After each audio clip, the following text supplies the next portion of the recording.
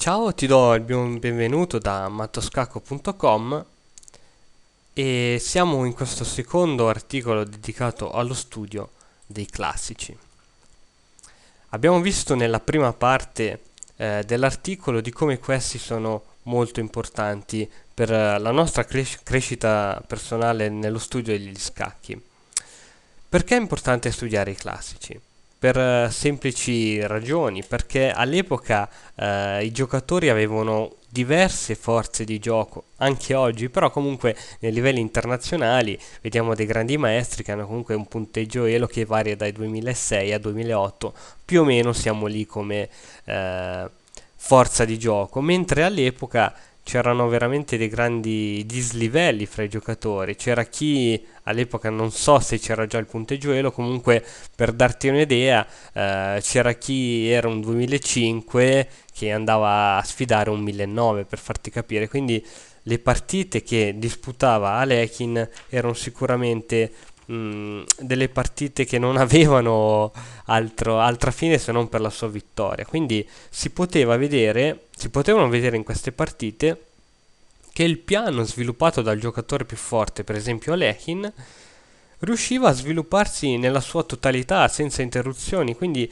noi vedendo le sue partite possiamo vedere questo piano che nasce, si sviluppa e si conclude, quindi va al termine. E quindi noi possiamo migliorare vedendo queste partite.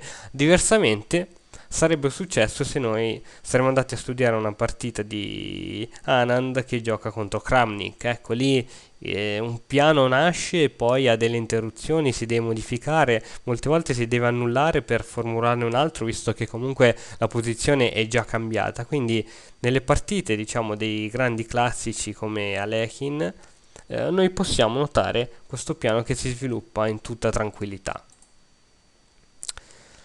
Nel libro sempre Lezioni pratiche per diventare maestro di scacchi, l'autore spiega di come anche bisogna studiare le partite di Rubinstein.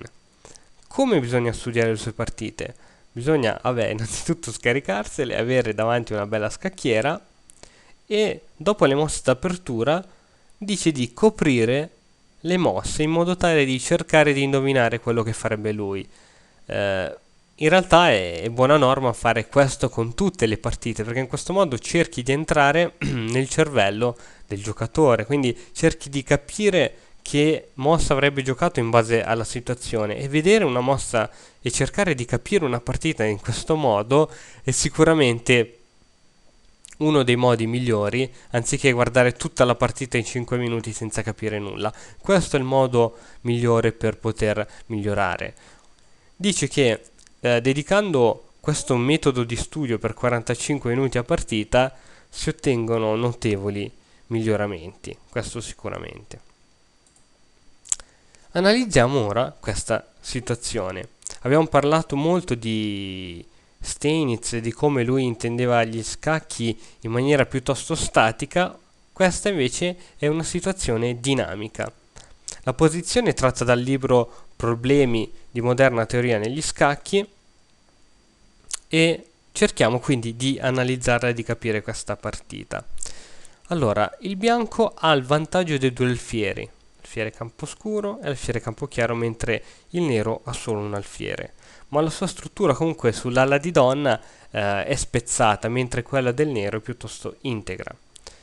Ora, come potrebbe agire il nero per poter trarre vantaggio da questa catena spezzata di pedoni? Potrebbe per esempio giocare cavallo C6, alfiere A6 che punta sul pedone C4, dopodiché donna A4 che punta sul pedone C4, dopodiché il cavallo da C6 va in A5, quindi avendo alfiere, cavallo e donna che puntano sul pedone C4 e il bianco non riuscirebbe comunque a portare abbastanza difesa a quel pedone, quindi il nero riuscirebbe ad andare in vantaggio di un pedone. Il modo che tutti, probabilmente secondo anche le linee generali, la teoria generale, ognuno di noi giocherebbe per istinto col bianco la spinta E2 e 3. Questa spinta istintiva serve anche a liberare l'alfiere campochiaro perché noi giochiamo anche istintivamente secondo i principi generali degli scacchi. Tuttavia, molte volte bisogna considerare la situazione a sé e bisogna anche uscire dagli schemi. Per esempio qui l'unico modo che avrebbe il bianco per salvarsi è quello di andare a giocare pedone G2, G4. A questo punto il bianco riesce a salvarsi perché tramite poi alfiere G2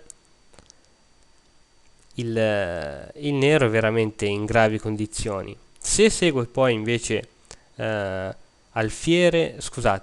pedone G4, alfiere B7 del nero, segue poi torre H1, G1, comunque con un forte attacco e il bianco riesce ad andare in vantaggio. Quindi bisogna analizzare posizione per posizione e questo fa capire di quanto gli scacchi sono dinamici, non bisogna giocare sempre secondo delle regole precise. Quelle sono delle regole generali che ci possono aiutare sicuramente a migliorare. Subito dopo Steinitz e il suo comunque principio di gioco statico vengono altre persone. Steinitz appunto prediligeva un forte centro di pedoni, diceva che il giocatore che aveva il centro controllava la partita, aveva più del 50% di possibilità di vittoria, mentre dopo Steinitz si sostiene che un forte attacco può essere sostenuto anche dalla distanza, ed ecco che qui vengono alla riscossa i fianchetti. L'alfiere in fianchetto viene preferito perché dalla distanza riesce ad attaccare il centro e a smantellarlo. Nascono quindi nuovi principi, nuove aperture, come per esempio l'apertura reti, come questa che puoi vedere nell'immagine. Viene presa anche in considerazione l'apertura inglese che era stata abbandonata da tempo, così come la difesa siciliana. Quindi il fatto di giocare C4, C5 portava a giocare comunque il pedone C, che non è considerato il pedone centrale per eccellenza come può essere il pedone D o il pedone E. Nascono quindi nuovi principi come quello della profilassi e della superprotezione.